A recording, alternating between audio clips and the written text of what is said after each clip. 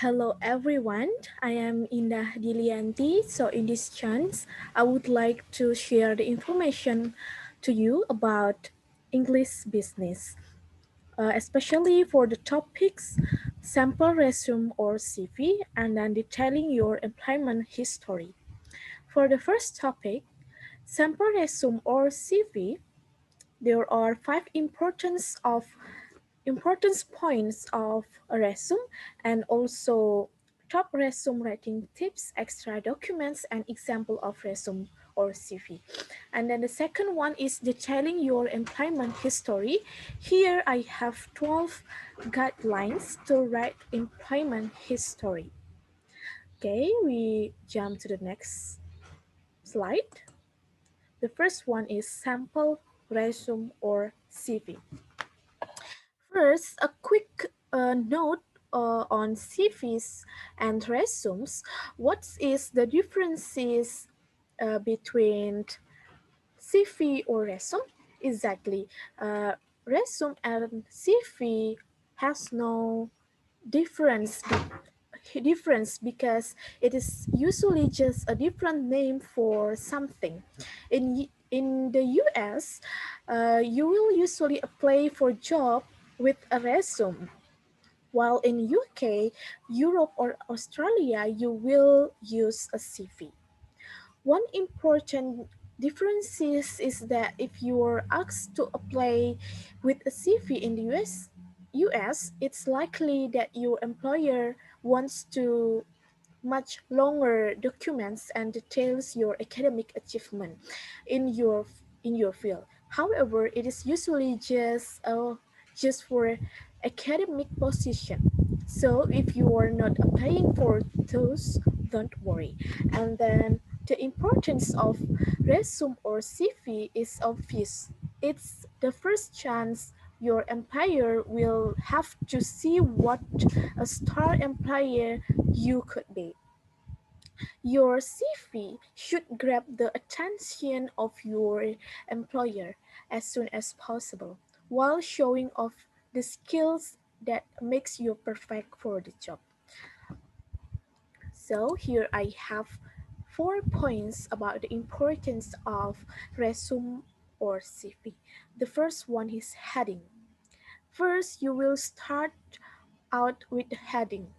This will include your name, like this, and your contact details, and will allow the recruiter to easily remember whose skillfully written CV they are reading.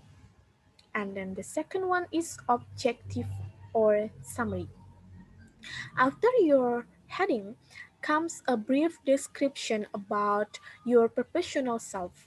This will range from a sentence to a short paragraphs that will include the kind of job you are looking for as well as the skills you can bring to the role.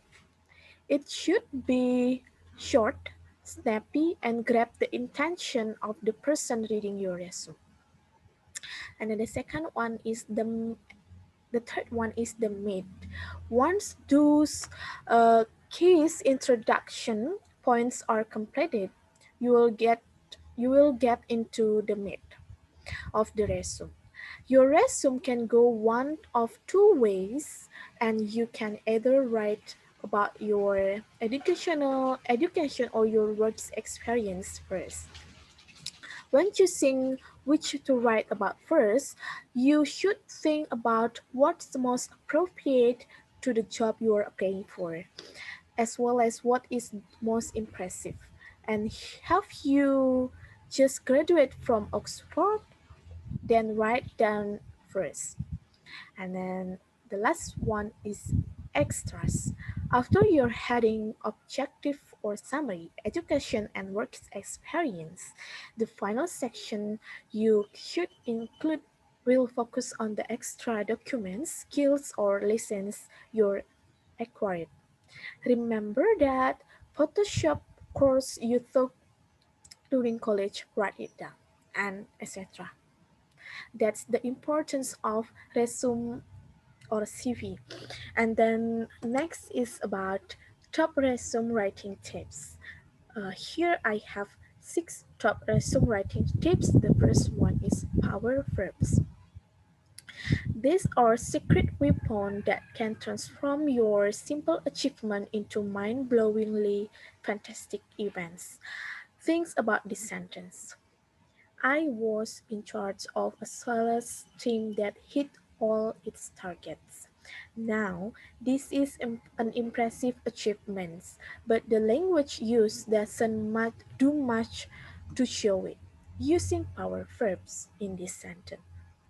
So the sentence can be directed and trained a sales team that surpass their target. So it's will uh, like more fantastic. And then the next is about numbers. This is another way to make your achievement leap from your CV to your future employer's eyes. This is because they add in these tubes in these suitable facts to your achievement. By adding the number, your future employers knows exactly what your achievement was. Look at for the example in this sentence. I was in charge of sales team that hit all their targets. You can use the good way by adding numbers like this. Directed and trained a sales team that surpassed their targets by 15%. So that's example for writing tips of number, and then the last time and the last and then the next is past tense. Yeah, as you can see in the previous examples, your resume will generally be written in the past tense. If you are still in a job while sending out your resume, it's possible to write the description of your resume in the present tense. Then the next resume writing tips is avoid using pronouns. This can be confusing for second language speakers as there aren't many occasions in life where you should write like this. However, when writing a CV, your sentences will be more direct without pronouns, which in turn give your achievements more impact. And then next is be specific. When applying for a job, it's expected that you will adapt your resume for different jobs. It may seem like it takes a lot of time, but in the long run, it is better if you apply with a perfect resume to 5 jobs than within a standard resume. And then the last one is edit and revise. The final tip is perhaps the most obvious, but employer had to see mistake in your resume. To avoid this, read, reread, and then reread your resume again until you're 100% sure you have no mistakes. If possible, give your resume to a native English speaker to check for the mistakes. That's the top resume writing tips. And then next is extra documents. Your resume is finished and the hard part is done. So, but before you send off your resume, you should check if you need to attach any of the following documents or to your email. The first one is cover letter. This is by far the most common things to attach to a job application or resume. A cover letter is a letter that tells your future employer a little bit more about yourself.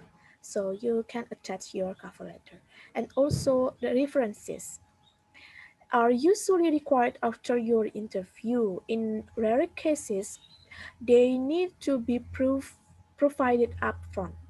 A resume is a letter from a previous employer or teachers and professor that talks about your performance in your previous job.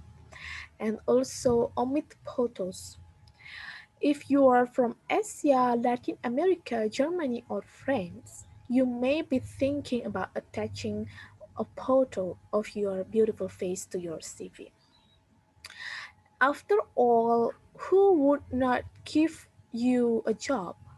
However, in the UK, this is not commonly done and could make your application look unprofessional. Likewise, in the US and Australia, it's usually not required to attach a photo. So it depends on your agency. And then the question comes when writing a resume. There are four. The first one is word process or handwritten. Yeah, your resume should be word process for several reasons. Firstly, in the English speaking world, a handwritten resume would be considered unprofessional. Secondly, many recruitment agencies and some employers like to electronic scan resume. And the last is as we shall see later, it will be much easier for you to update and modify your resume to target it to specific employers. So you can use word process. And then how many pages in the resume you just need one or two pages. If you put more than this, the employer has too much to read and to read your resume. And then about what size paper, you can use standard paper size. It is A4 for the resume, and then use US letter size. And also, what sort of typeface? Oh, alright, choose an easy to read typeface. Typefaces are designs for specific purposes. This standard typeface Times New Romance or Arial are perfect for your resume. Not too small, not too large. A size of 12 points would be appropriate. And also remember, don't use all capitals.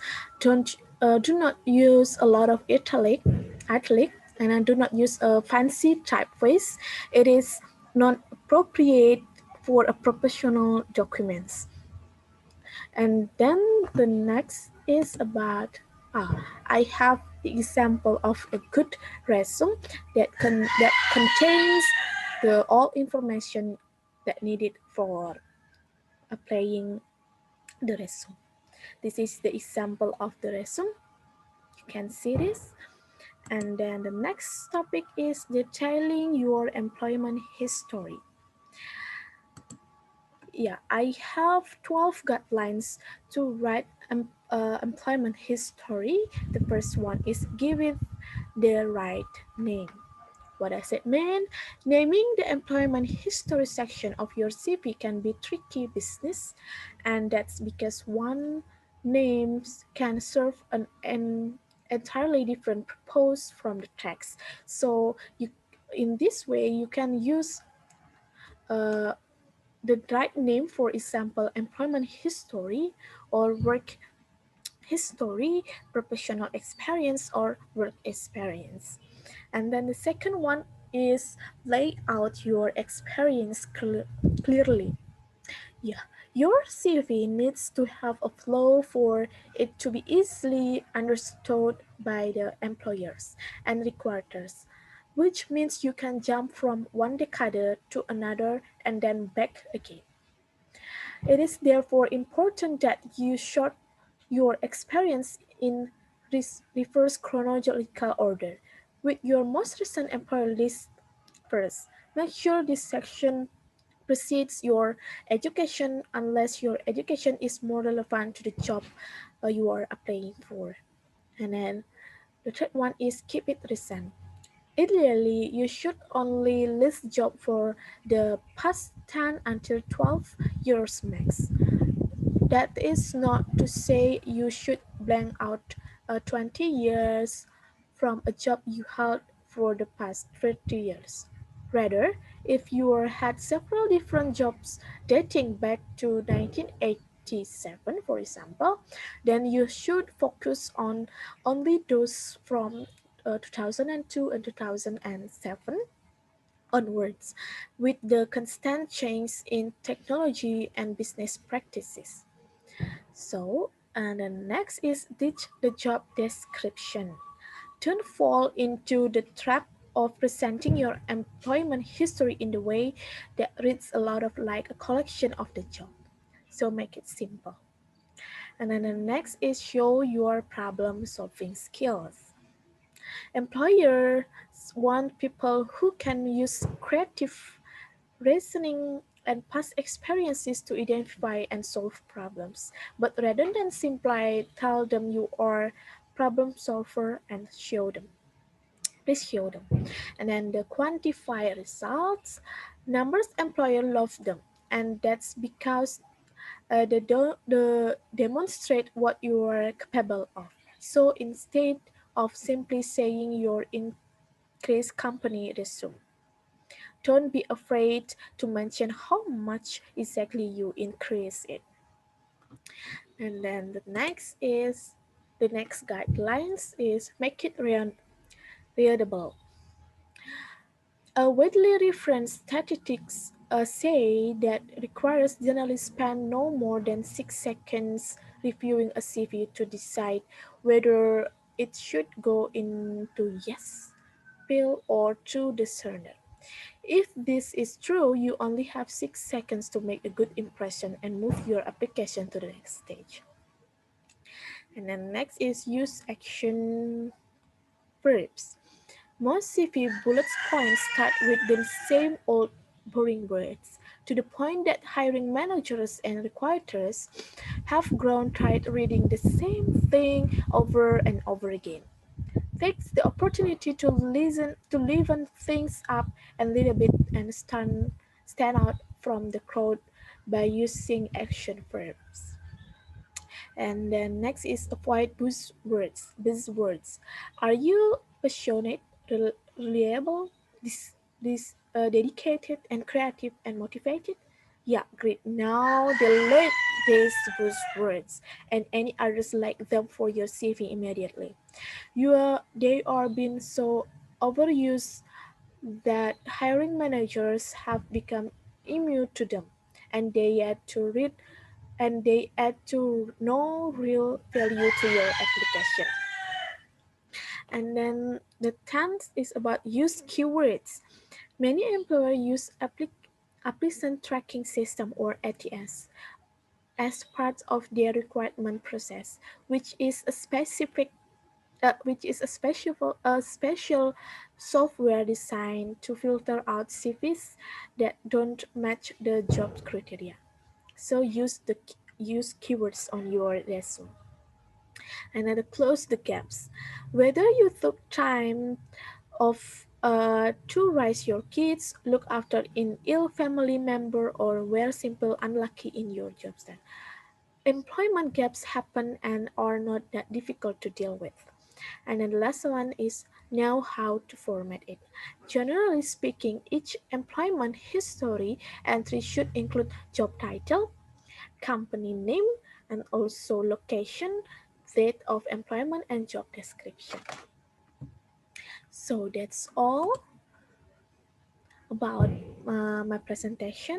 I hope what I said before can give uh, more information about sample resume and CV for you. Thank you.